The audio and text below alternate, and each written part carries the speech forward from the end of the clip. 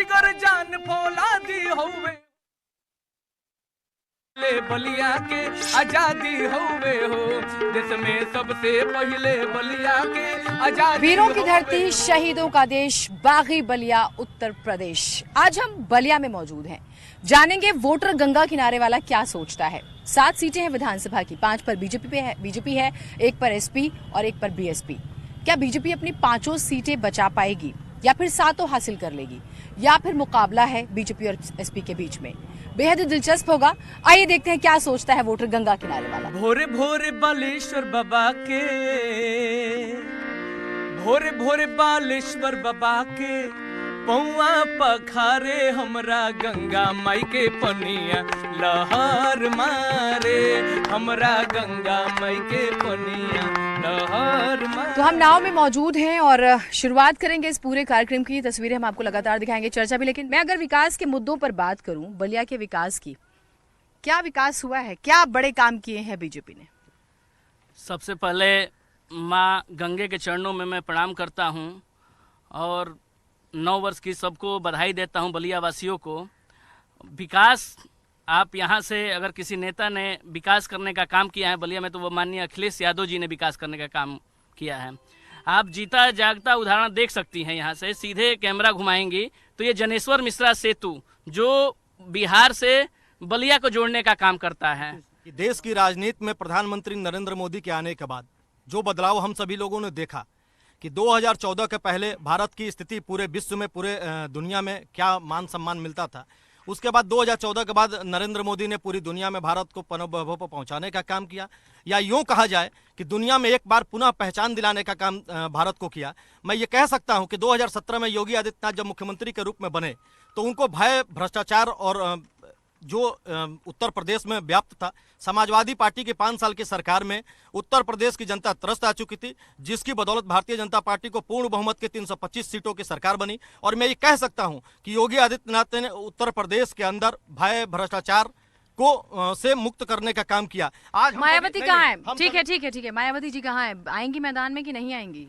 Madam, आपको सबसे पहले न्यूज 18 को धन्यवाद देता हूँ कि इस कार्यक्रम में बुलाने के लिए। और मायावती जी के जो सवाल आप पूछ रहे हैं उनको मैं बता रहा हूँ, आप पता कर लीजिए भाजपा, सपा और कांग्रेस पार्टी से। आप बोलती हैं कि मायावती जी नहीं है। हमारे 380 सीटों पे प्रत्याशी घोषित हो चुका है। अब आप बताइए कि मायावती जी कहाँ है, ये लोग कहाँ है? आज तक ना भाजपा के बी टीम के रूप में ये काम कर रहे हैं और आने वाले समय में आपको देखने को मिल जाएगा कि ये लोग भाजपा के साथ जाएंगे। इन 60 गार्ड से चुनाव लड़ रहे हैं। बी टीम है आपकी? देखिए, रही बात, कम से कम अन्य दलों के लोगों ने स्वीकार तो किया कि भारतीय जनता पार्टी ए टीम है, बी सी डी जिसको भी कह दीजिए, लेकिन भारतीय जनता पार्टी ए टीम है और योगी आदित्यनाथ के नेतृत्व में उत्तर प्रदेश पूर्ण बहुमत की सरकार बनेगी।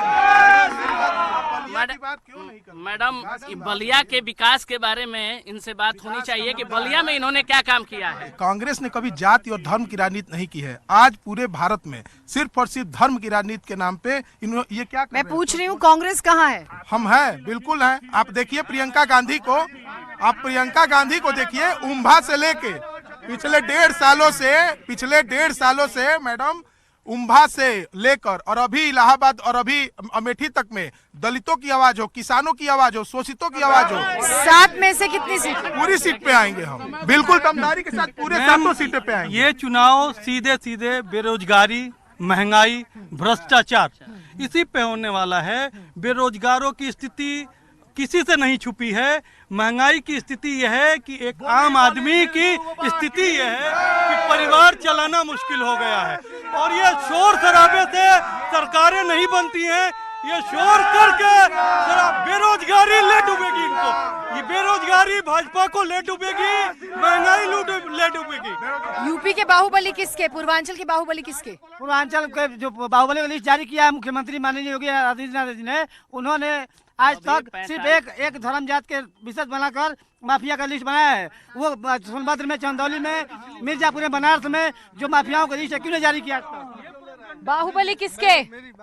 देखिए, उत्तर प्रदेश के अंदर जिस प्रकार से भ्रष्टाचारियों और माफियाओं को उत्तर प्रदेश के योगी आदित्यनाथ ने खदेड़ने का काम किया, या तो कुछ जेल में है या तो कुछ ऊपर चले गए। सुनिए, उत्तर प्रदेश लोगों की हत्याएं हुई हैं। देखिए बात एक मिनट सुनिए, बात जब हो रही है कि अपराध को खत्म किया गया है तो कुछ जाति विशेष को, आपने चंचल सिंह का नाम सुना होगा, ब्रजेश सिंह का नाम सुना होगा, सिलेक्टेड पर्सन लोगों का इनकाउंटर किया जाता। और एक मिनट आप देखिए पीछे, आप कैमरामैन से कहूंगा पीछे जलती हुई चिता। इनके सरकार में प्रारूप बदल गया है। जो पहले चुनिंदा लोग अपराध किया करते थे, इनके सरकार में प्रशासन पे पद पे आसीन लोग गुंडागर्दी कर रहे हैं। और एक व्यापारी अभी गोरखपुर में हत्या कर दी गई। पार्टी और अपराध एक दूसरे के प्रारूप बन चुके हैं। इस देश को अगर किसी ने विकास के पथ पर ले गया है तो वो भारत के प्रधानमंत्री जवाहरलाल नेहरू पूर्व और श्रीमती इंदिरा गांधी। इंदिरा गांधी ने ग्रहों नक्षत्रों की दुनिया में इस देश को ले गया और भारत में पाकिस्तान को दो टुकड़ा करके मानव जाति के इतिहास में ऐतिहासिक कदम किया। नहीं, ये गलत है, ये गलत है। सर्वप्रथम इस देश को जो भी इस देश का विकास कांग्रेस ने किया है और आगे भी कांग्रेस करेगी। मोदी जी बड़ौदा के स्टेडियम से बोले थे कि मैं खाऊंगा नहीं न खाने दूंगा। यहीं के इनके भाजपा पार्टी के सांसद श्री भरत सिंह ने बैरिया में बोले थे कि हमारे पार्टी के लोग 200 करोड़ रुपया के घोटाला किया है और दुबई छपरा बांध में 40 करोड़ का घोटाला हुआ है। उस पर मुख्यमंत्री जोगी जी भी आए थे, बोले थे कि पैसा भी रिकवर करेंगे और उसको जेल भेजेंगे। ना वो पैसा गया, ना रिकवरी हुआ, ना जेल गया। सुनिए, बलिया सबसे पहले आजाद हुआ, उस पर भी ताली बज रही है, अभी इन्होंने गाया भी। और ये लोग कहते हैं कि आजादी 2014 से मिली। क्या बात है, दोनों पे ताली बजाते हैं। इन्हीं की यूथ एक प्रवक्ता कहती है कि 99 साल के लीज पे आजादी मिली हुई है। पहले इनको ये पूछिए कि ये किस आजादी को मानते हैं। ये मंगल पांडे, चित्तू पांडे की आजादी को मानते हैं या मोदी और योगी वाली 2014 के बाद कौन सी आजादी? आजादी कौन सी मानते हैं, ये पूछिए। जय श्री राम, बोलिए। जय श्री राम, जय श्री राम। हम बलिया के बारे में कहना चाहता हूँ, बलिया में योगी जी फिर दोबारा आएंगे। बलिया में जितना विकास हुआ है, हमारे माननीय विधायक आनंद स्वरूप शुक्ला जी ने जितना विकास किया है, जितना विकास गोडसेवादी है और गोडसेवादी हिंदुस्तान। ये क्या जानेंगे? हम स्वतंत्रता संग्राम सेनानी का पुत्र हूँ, मैं जानता हूँ आजादी का मर्म मैं जानता हूँ। तो बेहद ही दिलचस्प चर्चा हो रही है बलिया पर और हम देख रहे हैं बागी बलिया जो है क्रांतिकारियों की भी जमीन है। कुछ चिंटू सेवक जी क्रांतिकारियों पर सुनाइए। अरे जय प्रकाश नारायण आ चंद्रशेखर नाम महान हो। जय प्रकाश नारायण आ चंद्रशेखर, और जकरा नाम से बाटे अब बलिया के ई पहचान हो। जकरा नाम से बाटे ओ जहाँ हर खेत में उगत सोना चांदी होवे हो। जहाँ हर खेत में उगत सोना चांदी होवे हो। देश में सबसे पहले बलिया के आजादी होवे हो। प्रियंका गांधी बोलती है लड़की हूँ, लड़ सकती हूँ, है ना? जी, मैं लड़की कहाँ लड़ सकती हूँ। कहाँ है कांग्रेस? मुझे जमीन पर नजर नहीं आई। किन मुद्दों के साथ आप आने वाले? 7 में से कितनी सीटें आपकी? कि हम आएंगे विकास के मुद्दे पर। आप अपना बात बताइए, बलिया में आप कहाँ हैं? जो मुद्दे की बात करिए। एक ही थाली के चट्टे बट्टे लोग आए। ये कह रही हूँ कि पहले कांग्रेस की सरकार थी, इंदिरा गांधी महिला थी, उसके बाद मायावती जी महिला थी। महिलाओं के बारे में किसने सोचा है? चूल्हे से लेके, घर से लेके, शौचालय से लेके, उज्ज्वला योजना से लेके, जितनी हमारी योगी और मोदी सरकार ने किया है ना, किसी सरकार ने आज तक न किया, न भूतो न भविष्य थी, न भूतो न। और ये लोग कह रहे हैं सपा सरकार में अजय राय कोतवाल था, पूरे बलिया जनपद को एक कोतवाल चलाता था। बात क्या करेंगे ये लोग? ऐसा है कि विकास के मुद्दे पर जाइए, कहीं विकास नहीं है। आप अगर चलेंगी तो मैम आप विकास की बात कर रही हैं। विकास देखना है तो आप हमारे रसड़ा में जाके देखिए कि माननीय उमा शंकर सिंह जी ने क्या विकास किया। जनता बताएगी, जनता जवाब देगी। आज ये 361 विधानसभा में सपा के लोग यहाँ पे बैठे हुए हैं।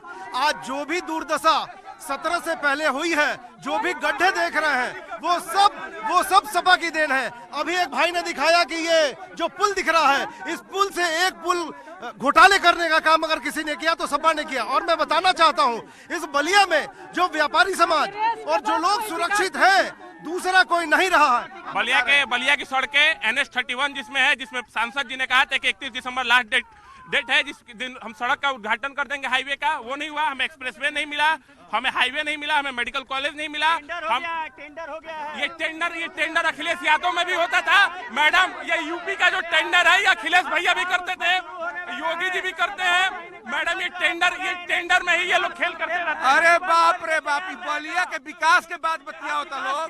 बलिया के विकास यह भइल बा कि 1996 के पहले भाजपा के कार्यालय एगो छोटी चुकी कोठरी में रहे। एक बाद चल गई टाउन के लेके चौराहा पर, अब बड़का भारी कार्यालय बना लूट के इन लोग के यह विकास बा। अगर दंगाइयों से पैसा नहीं वसूला जाता है, दंगाइयों से जुर्माना नहीं लिया जाता है, तो अभी तक हम लोग दंगा चल रहे होते। सपा बसपा ने खाली दंगा दिया है प्रदेश को, दंगा मुक्त सरकार दिया है योगी जी ने हमारे। आज हम लोग निश्चिंत रहते हैं, 12 बजे रात तक हमारी माताएं बहनें सब लोग निश्चिंत रहे। कहीं कोई भ्रष्टाचार नहीं है। नगर पालिका में घुस के चेयरमैन को मारने का काम उस समय का तत्कालीन मंत्री है, उसका बेटा करता है। और ये बात करते हैं विकास का, ये गुंडाराज की बात करते हैं। बलिया में रुई से लेकर सुई तक भाजपा के लोगों ने बेच दिया है। रास्ता में फेल है, रोजगार में फेल है, महंगाई में फेल है, भाजपा हर मुद्दे फेल है। इस बार फेल है भाजपा हर मुद्दे पर। आजकल राष्ट्रवाद का मुद्दा भी बहुत चरम पर है कि नहीं? सांस्कृतिक राष्ट्रवाद भी बहुत ज्यादा चर्चा में है। क्या लगता है हाईजैक करने की कोशिश हो रही है इस विषय को भी? देखिए, हिंदुत्व और हिंदुस्तान की परिकल्पना के साथ भारतीय जनता पार्टी राजनीति करती है। बाकी सभी दल जो राजनीति करते हैं, हम भी राजनीति करते हैं, ऐसा नहीं है। लेकिन हमारे लिए राजनीति हमारा राष्ट्रवाद है। और राष्ट्रवाद धारा 370 को जो हटाकर कश्मीर की धरती से हमने मुक्त कराने का काम किया। इस देश का जो एक देश 2014 से पहले आजाद हुआ ना, 1947 में। नहीं, देश की आजाद की बात हमने नहीं की, हमने कश्मीर को आजाद कराने की बात की। हमने कश्मीर को आजाद कराने का काम किया। देखिए, राष्ट्रवाद और हिटलर के राष्ट्रवाद में अंतर होता है। हिटलर को माना जाता है सबसे बड़ा तानाशाह। उसकी जो राष्ट्रवादी सोच थी वो इतने व्यापक रूप पे आगे चला गया था कि उस देश का विनाश हो गया मात्र 10 वर्षों में। तो उसी तरीके का आज ये भी स्थिति हो गई है देश की मैडम कि अगर भारतीय जनता पार्टी के विचारों से आप सहमत नहीं है तो देश दो ही है। जहाँ तक राष्ट्रवाद का सवाल है, राष्ट्र केवल भारत की व्यापकता को परिभाषित करता है। भारतीय राष्ट्रवाद सांस्कृतिक नहीं थी तो राष्ट्र नहीं था क्या? था। भारतीय राष्ट्रवाद और सांस्कृतिक राष्ट्रवाद केवल इधर नहीं हुआ है। यह राम के जमाने से, कृष्ण के जमाने से, विष्णु के जमाने से तमाम हमारे पुराणों में ही इस राष्ट्रवाद का उदय हुआ है। और यह किसी पार्टी के लिए नहीं है। ये लोग मंगल पांडे के नाम पे आजादी की लड़ाई की बात करते हैं, लेकिन उनके नाम पे किया क्या गया? एक संग्रहालय बनाया गया सेनानियों के नाम पे। यहाँ जिन्होंने बलिया की समस्या, बलिया की सबसे बड़ी समस्या है जो जल जमाव की समस्या है। दूसरी सबसे बड़ी समस्या है कि बोलने दीजिए, एक मिनट में। हाँ, दूसरी जल जमाव की समस्या है, सबसे बड़ी समस्या है। दूसरी समस्या जो है ये चारों तरफ जाम की समस्या है। और तीसरी समस्या जो सबसे बड़ी है कि यहाँ पे अगर किसी भाई का एक्सीडेंट होता है तो हमें यहाँ से तुरंत डॉक्टर यहाँ से रेफर करने का काम करते हैं। मतलब कि हाँ, एक मिनट। तीसरा चीज ये है यहाँ पे कि यहाँ के नेता अपना विकास करने पर लगे हैं, जनता के विकास के बारे में नहीं सोच रहे हैं। और साथ ही शिक्षा का स्थिति यह है कि आज तक यहाँ कोई मेडिकल कॉलेज नहीं, इंजीनियरिंग कॉलेज नहीं। और सबसे पिछली सरकार में एक विश्वविद्यालय दिया गया, उनको भी इन्होंने नींद पीछे ही करने का काम मुद्दा है। तो कुल मिलाकर बलिया के बारे में एक बात जो समझ में आई है, बलिया के बारे में जो बात समझ में आई है वो ये है कि कुल मिलाकर अगर हम इसे समझें तो दिलचस्प हो चुकी है लड़ाई। कहा जा रहा है कि मुकाबले में समाजवादी पार्टी और जो भाजपा का गठबंधन है और बीजेपी है। कांग्रेस कहां खड़ी है, बीएसपी कहां खड़ी है, बहुत दिलचस्प होगा। और सवाल एक ही रहेगा कि क्या बलिया एक बार फिर से बगावत दिखाएगा? ये बड़ा दिलचस्प रहेगा। फिर मिलेंगे गंगा किनारे, किसी और क्षेत्र से गंगा किनारे के वोटर क्या सोचते हैं आपको दिखाएंगे।